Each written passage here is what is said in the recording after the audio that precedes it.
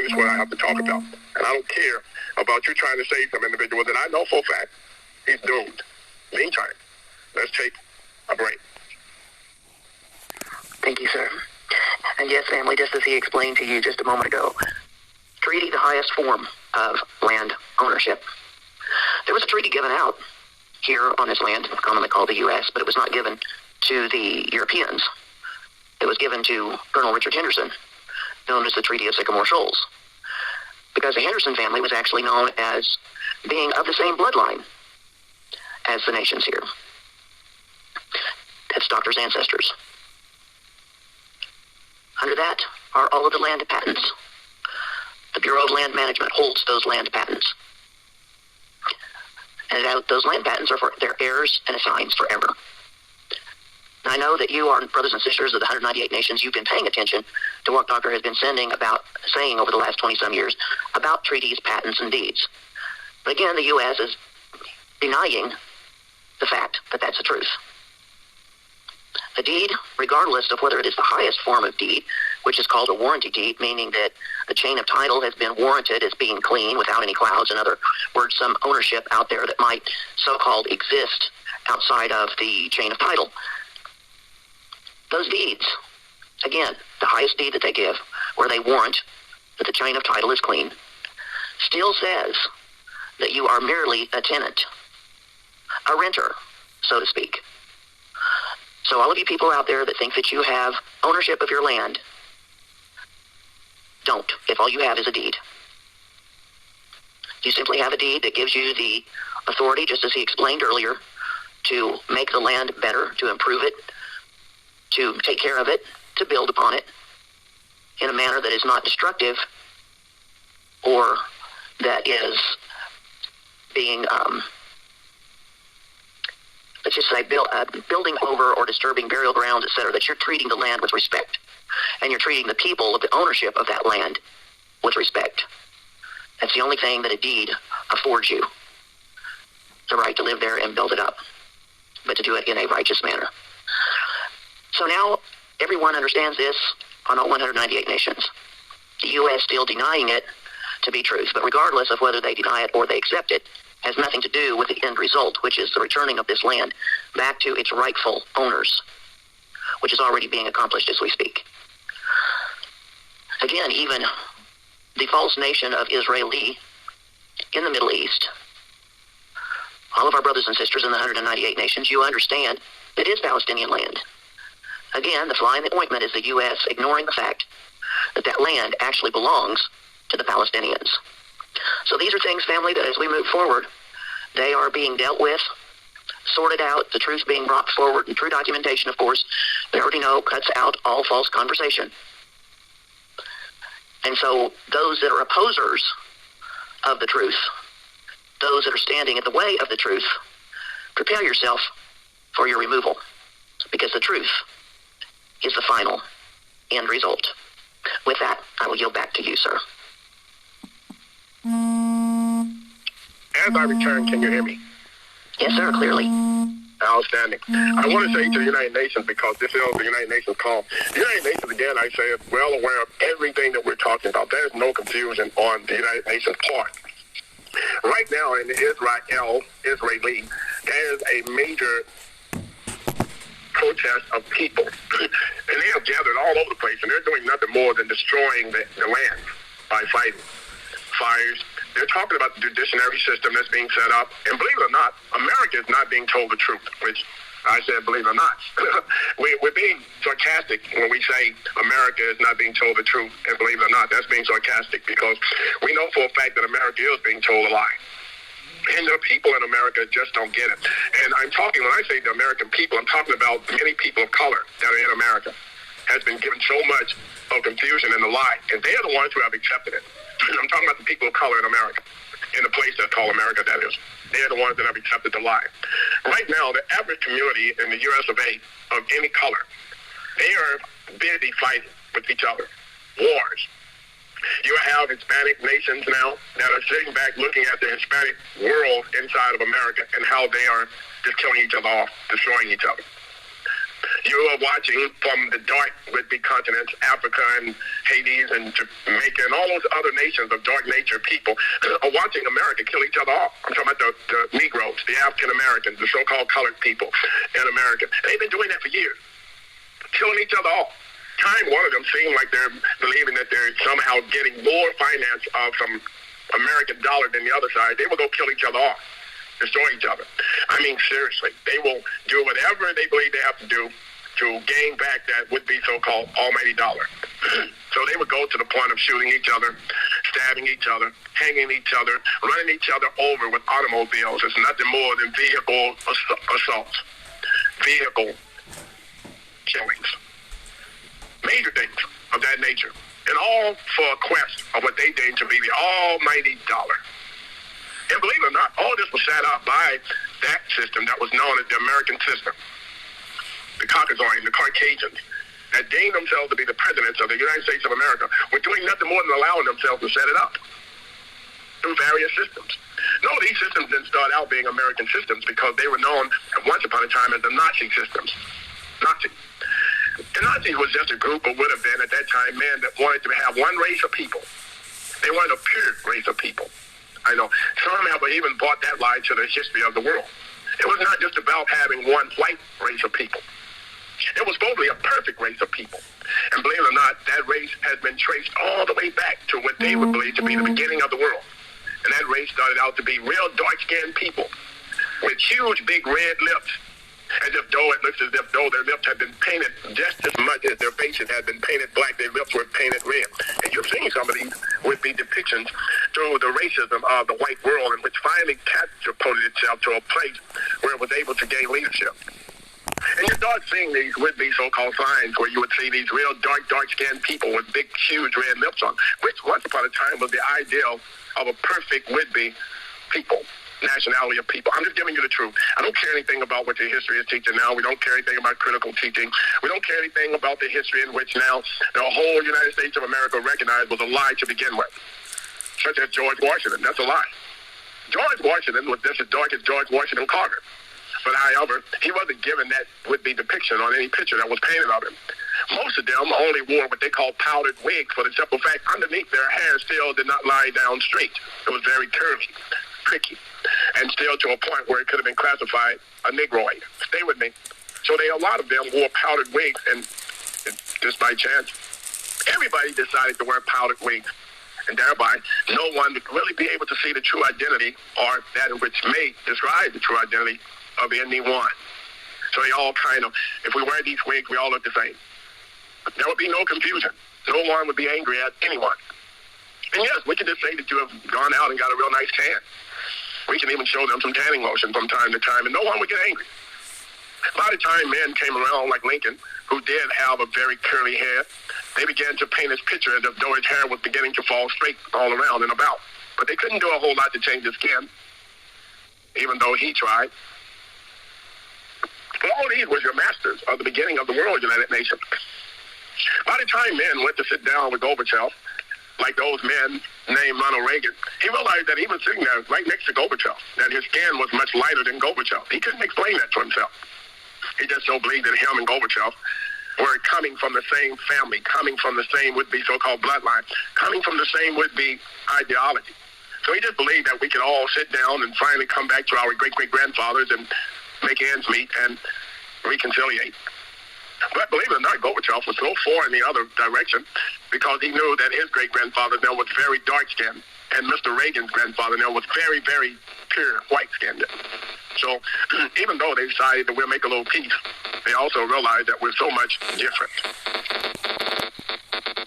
You may not have noticed that either. Whenever you come into a room, there is an easy distinction between a Mr. would-be Putin and a Mr. would-be Biden. They come into the room. Mr. Biden looked as if though he just now got off some pale would-be ship whereby they had ran out of paint. And on the other hand, Mr. Putin looked as if though he had just gotten off a ship where perhaps maybe it had a little sun shining through a would-be open roof at least, where he kind of got a real nice golden tan. Stay with me. I'm just giving the truth to the world right now so everyone can stop speaking in the tetragrammaton, or what is known as a backward motion of knowing that what they're going to get from the beginning, they're going to see it at the end as well. And everyone needs to get the truth now. Go back. Look at the number of popes that you have had on the planet. 111 popes. They say after the 112th pope, that popeism will end. I can assure you that they said that this pope, 112th, they're going to give him the name of Peter. Yeah, I already know. They said they're going to give him the name of Peter. But Peter has a really more significant value of a study, knowing that if you've ever been in that realm of study, you understand that Peter only means rock. Rock, R-O-C-K. It means rock. Which started out being a name, Cleophas, or Cleopas, meant rock, Peter. Which is better known to the world of a statement that was made by God when he says, upon this rock I will build my church. Church being the body of people, all people, every people. Yes. I'm only giving you this in bits and pieces, United Nations, because it is well needed at this time with the area in which we're headed in, with the wars, the rumors of the wars. Everyone needs to know the truth. And if he decides to not follow the truth, that will be his own demise. And no one will have to take credit for his own would-be, if I might classify it as that, suicide. It will be his own suicide. I just said it. You heard it. Because he would have allowed himself to kill himself off in a manner where it would have been totally ignorant, when all he had to do was comply to the truth. Now, with knowing all of this, United Nations, as I've been speaking about the wars, the rumors of wars, the end is not yet. Again, I say the fight, the wars that started, mothers against daughters and mothers against mothers, happened in the Garden of Eden. The wars of fathers against sons happened in the Garden of Eden. And yes, now it has only grown larger. It has grown so large that now it reaches from one part of the universe to the other. Wars. And these wars are getting so out of control, one would say. You know, everyone says that pretty soon Netanyahu now who's having problems with his heart, but who's not? Everybody on the planet is having heart problems right now. I can assure you that, believe it or not, with the chemicals that you have been provided by just an everyday meal now, your heart is beginning to decide whether it wants to keep ticking or whether it wants to slow down or whether it wants to speed up or whether it wants to get again to a rhythmic map pattern of allowing you to be able to breathe in between. Stay with me. I'm just giving you the truth. Everybody knows. They're screaming about those men and women in America who's having cardiac arrest, no matter what their ages are. Everybody says, well, it's got everything to do with your would-be so-called vaccine that you took. Let me help you out again. That's part of it, but it's not all that's part of it. It's the food that you're eating. I know you don't have a choice. And then you got those people that say, well, I don't eat it. None of that food. I grow my own. I need to caution you. Where did you get those seeds from to grow your own? I know. They said organic on the out of the package. Tetragrammaton. They say it one way, but looking at it from the other way, it's all the same. Stay with me. I'm not attacking any of you, and I'm not saying that you're going to be destroyed because of that. What I'm saying to you is that there is still only one solution. One solution where you're going to be able to overcome whatever you're doing. Yeah.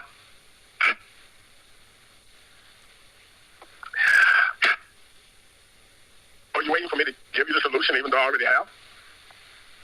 I gave you the gesture. I'm calling on my Father. Did you hear me? I'm calling him. You should be able to hear that by now. That's the only solution you have in being saved from everything that man has set forth to do. Why do the nations rage and the people plot a vain thing?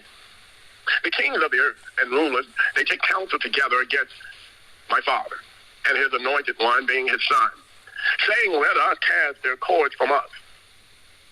Let us break their bonds in pieces. I know. You still don't want to get it. United Nations, this world now is in such a turmoil of chaos. I know. You already agree. Because you are those that are now experiencing it. America not experiencing anything. No. They're still sitting around waiting for the bank to open up. They're going to run all down to the bank. And they're going to gather whatever credit that they have in the bank already. They're going to be asking for $1. When they should have never put them there. If they wanted to get credit for it, they needed to show. They have nothing to show. It's all in the bank. And thereby, the bank should have told them, well, you done already lost 3/4 of it. 3/4 of it has already been lost. We can't find it. So we can give you this 1/4 that we still can find for those who will say that they still can find the 1/4. That would be those that say, well, it all was lost. We can't find it. And then total chaos again. Because you're not going to be able to tell anybody that they gave you $5 and you cannot find their $5 somewhere in your wallet. They would be total chaos. But this is what's about to happen, and it's already happening on the planet. Bitcoin is wanting to regulate. Regulate what? What are you regulating? Ask the legal system of regulators that are doing nothing more. Regulators, mount up. I need you to understand that they can't regulate anything that don't exist. That's what I'm trying to tell you. They already know that it don't exist. Why do you think they're talking about regulating something that don't exist? They want you to understand the regulator part, not that it don't exist part. They all been trying to regulate now for 250 years of their own admission. They have been trying to regulate how many people can go and come from the land in which they are now nothing more than invaders are. They're invaders. They're talking about, no. Russia is not the only invaders of a land. America is invaders of a land. No. The Israelis are not the only invaders of land. Americans are invaders of land. No, the French and the Canadians are not the only invaders of the land. The Germans are not the only invaders of the land. Or the UK is not the only invaders of the land. The Americans are invaders of the land. That's how they got everyone else involved in what they're doing right now, classifying it as some so-called would-be United Union of some so-called would-be allies. That's why they're saying that, because they were the first invaders. They were the first invaders of every land on this planet. And that's all they're used to is invading. And they want everyone else to be invaders. Come on, United Nations, you're already wise. You already know what's going on. And you already know that you're in the process of putting an end to it. The Americans don't know. No, they're not aware of that. They're really not concerned. You know why? They're too busy doing nothing more, you're right, than trying to pretend to be helpers, when the rest of the world knows them as being nothing more than dividers, separators, liars, manipulators, thieves. I know. And they have a plan for them. I'm talking about the rest of the world has a plan for America. A major plan. It says, then I was given a reed like a measuring rod, and the angel that stood there was saying, rise and measure the temple of God, the altar, and those who worship there. But leave out the court which is outside the temple, and do not measure it, for it has been given to the Gentiles. Those are known to be the wicked, the nasty ones. Those are known to be the heathens of the world. Those are the ones that have gone from place to place, invading others' lands and claiming that they come there as some so-called would-be peacekeepers. And they will tread the holy city underfoot for 42 months, bringing nothing more than war, destruction. And I will give power to my two witnesses, and they will prophesy 1,260 days clothed in sackcloth. Yes, these are the two olive trees and the two lampstands that are standing before God of the earth. And if anyone wants to harm them, fire proceeds from their mouth and devour their enemies. And if anyone wants to harm them, he must be killed in this manner. These have power to shut heaven so that no rain falls in the days of their prophecy. Yes, and they have power over waters to turn them to blood. All your wars, you will see blood running down, dripping no more than just before its final drop, and to spike the earth with all plagues as often as they desire. When they finish their testimony, the beast that now is ascending out of the bottomless pit will make war against them. He will overcome them and kill them. And their dead bodies will lie in the streets of the great city, which spiritually is called Sodom and Egypt. Come on, Georgia. Come on, Atlanta. Where also our Lord was crucified, based upon them needing nothing more than transgenders to walk around to take over the planet. But then those from the peoples, tribes, tongues, and nations will see their dead bodies 3.5 days and will not allow their dead bodies to be put into graves. And those who dwell on the earth will rejoice over them, make merry, and send gifts to one another, because these who crop and tormented those who dwell on the earth. Now, after the 3.5 days, the breath of life from God, Yah of the universe, will enter them, and they will stand on their feet. And a great one will fear fell on those who saw them. Yes, and they heard a loud voice from heaven saying to them, come up here. And they will ascend to heaven in a cloud, and their enemies will see them. In the same hour, there was a great earthquake, and 1/10 of the city will fall. In that earthquake, 7,000 people were killed. And the rest were afraid and gave glory to God of the heavens. For this is the second war. Behold, the third war is coming quickly. And there will be a seventh angel sound, and then there will be a sound of a voice in heaven saying, the kingdoms of the world have become the kingdoms of our Father. Yes, and he shall reign forever and ever. And in that there shall be 24 elders who will be sitting there before God on their thrones. They will fall on their faces and worship God, saying, we give you thanks, O God, O Lord of the universe almighty. the one who is and the one who was to come and who is now here. Because you have taken your great power and reign. The nations are angry and your wrath has come. And the time of the dead that they should be judged. And that you should yourself reward your servants, the prophets and the saints, and those who fear your name, small and great. And you should destroy those who destroyed the earth. And the temple of God was open in heaven, and the ark of his covenant was seen in his temple. And there were lightnings, noises, thunderings, and great earthquakes, and great hail. I looked outside my window. Oh, what a beautiful day. Rise and shine, United Nations. Again, I say, I looked outside my window, and it's now day, and man must work while it's still day, for when night comes and no man can work. My work must go on, but as for you, you worked hard, you've earned it. You deserve it. Yes, you are worthy of it in the eyes of our Father, Ya Allah. Now I'm just giving you a moment that you might be able to close your eyes, for your day will come again very quickly. I say rush. Hurry up. Get to your places. Don't let war be all that you do all day and all night long, but take a break. Your fight is just beginning. Peace and love, and nightfall.